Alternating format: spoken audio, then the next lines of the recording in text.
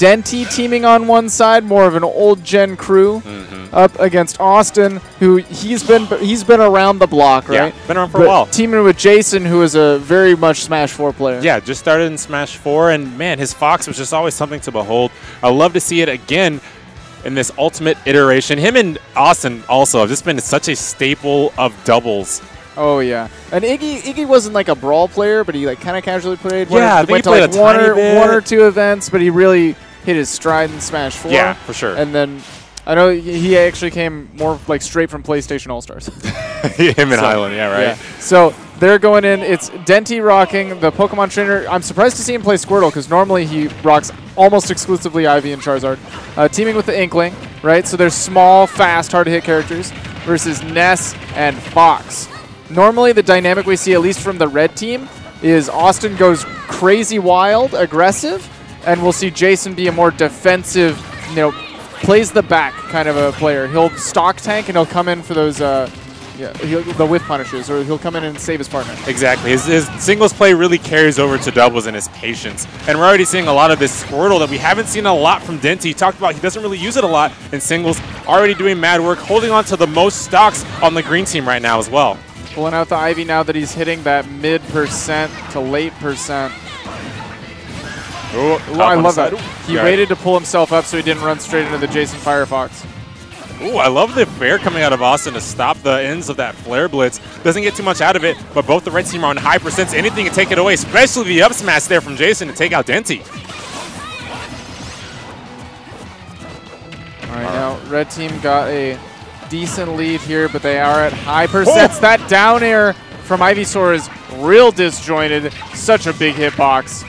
Definitely covers that ledge. JaySon's shield was way too low to shield that. Right, green team finally taking some stocks off the red. Need one more to even it up, but look at how high Iggy is at right now. 111%, looking for a kill there, but man, he's stuck on his left side, getting carried to the right, almost taken out by JaySon. All right, looking for that up smash, really trying to pad their lead here. JaySon still stock tanking, holding that last stock, or his first stock rather, at 128. Awestin going in as usual, so he's going to take a little bit of damage.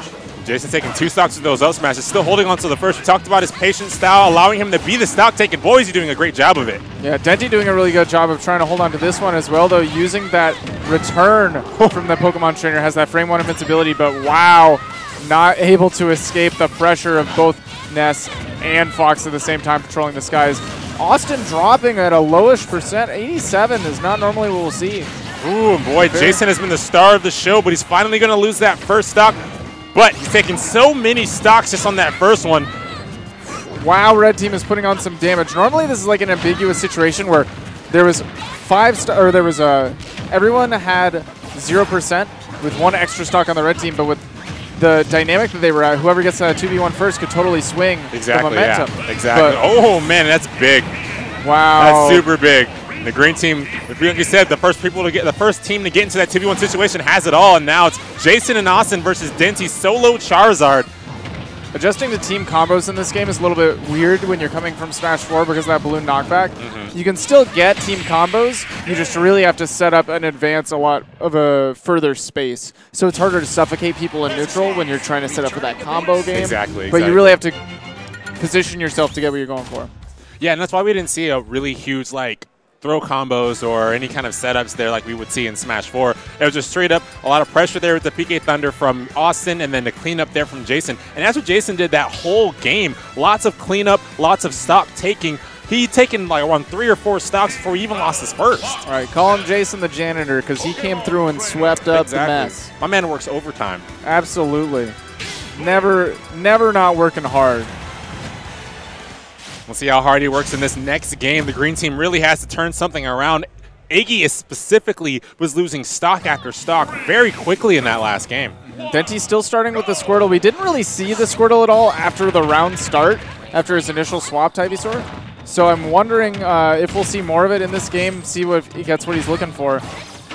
Already starting off trying to edge guard this Awestin, put him off. Right, and that's what the green team did really well last game. They did an awesome job of edge guarding Awestin and making sure he was losing those stocks. Even though JaySon was holding on to a ton, being able to take out the stocks of a lackluster recovery like Ness is really strong. There we go. Yeah, Squirtle really effective at pushing. Oh my Austin gosh, off. yeah, Wow. water gun not going to go for a second one, goes for the hitbox, and Austin's able to make it back. Yeah, I really expected a second water gun there to further push him out, not give him that recovery back. Exactly. Maybe in the panic scramble there, expecting JaySon to come and save Awestin. I can totally see that as like a panic option. Don't want to focus too much on the 1v1 situation when you know that there's another person there who can come clean. Yeah, and that's something that's really important in doubles, right? Having your teammate get your back in those kind of situations where you're stuck, possibly getting edge guarded. And when a character as fast as Fox, that's definitely easy for him to come over and aid Awestin there. Ooh, both of the red team losing their stock. Yeah, already big change from that last game. Now green team has a solid lead. That back throw not quite going to kill just yet. Got a juggle situation. Yeah, both high percents. Back air there to take out the Charizard. Awestin over here looking to take out the Inkling. But look, Denti quickly coming to aid Iggy in that situation. Yeah, went back to the Squirtle for the speed. JaySon dropping a stock. That's really big. Yeah, super unfortunate, especially since in the last game, he was the stock tank. He had 3 when everyone had 2 to 1. Right, and when your stock tank's dropping stocks out of nowhere, that's a rough business because Awestin definitely was flying a little bit ham. All right, there, Awestin taking out that stock. I mean, the game's not out of it just yet for the red, but the green team has definitely turned up the jet since that game 1. All right, Ivysaur's coming out now. See what Denti can make happen with it. Right, It wasn't working out with the Squirtle. Yeah, can't utilize too many of those Razor Beliefs. Doesn't want to hit his teammate.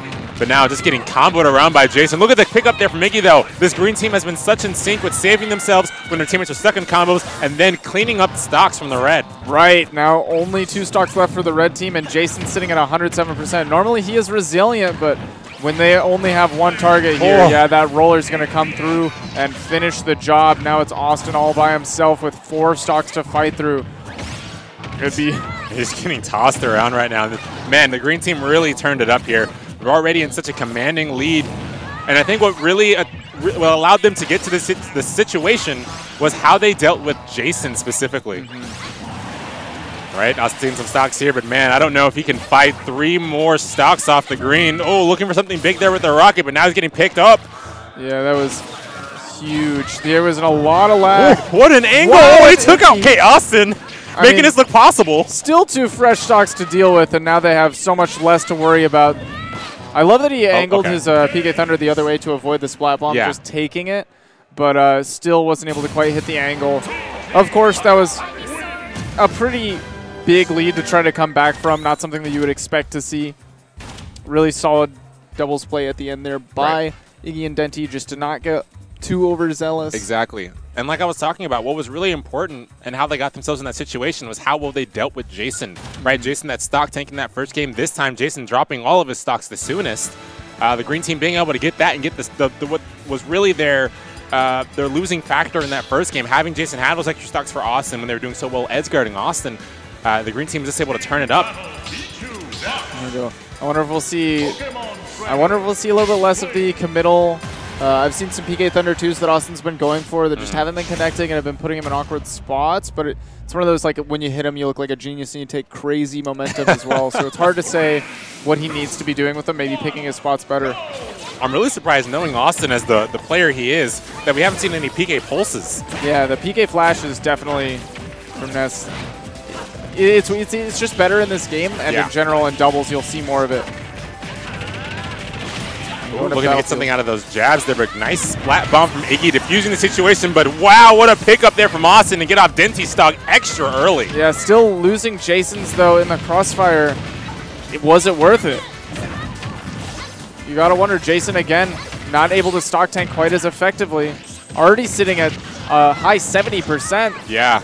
Still rising too, and now Awestin over on the left side. Denti looking for an edge guard, not going to find it with the water gun. And look at JaySon, even though these high percents, he's still trying to get this first stock off Iggy, put his team in the lead, and there it is in the up smash. There we go. Awestin holding on to this stock relatively well, but he's pushed off stage against the Inkling. That air dodge was nice. Yeah, got him back on now, getting some damage on Iggy. Oh, but Iggy with the pickup with the up smash, not going to get it, but there. Denti finding the stock again off of JaySon, and now JaySon's on his final stock here. Yeah, that's crazy. JaySon on his final stock while Awestin on his first, a complete role reversal. Let's see how well Awestin can handle the new stock tank role he's been given. Let's look over here on the right now. Possible edge guarding situation here for Iggy. Not going to find the stock and loses his own, trying to contest that PK rocket. Yeah, wasn't able to tech right there, so he does drop the stock. Forward throw, not going to get anything for Awestin, but a stock dropped himself. Now 3 stocks for each team, but Denti sitting at a very high percent. Awestin looking for the stock over here. Tries to go and cover JaySon here by getting some damage on Iggy, but misses his grab, and now JaySon in the bad spot on the top platform. Yeah, his percents are just climbing. Oh my gosh, the Flare Blitz, who died? Denti? Hello, what happened? There were so many particle effects happening on the screen I couldn't see. I can't imagine how the players right? I don't even know how Denti died in that situation, but he is going to lose the stock. Green or red team now in the lead. Opportunity to edge guard Iggy, but wow, gets counter edge guarded by Denti. Yeah, that down air is so potent. It's strong and it has a big hitbox, big disjoints. Ooh, completely even here now. High percents on both, or one character on each team.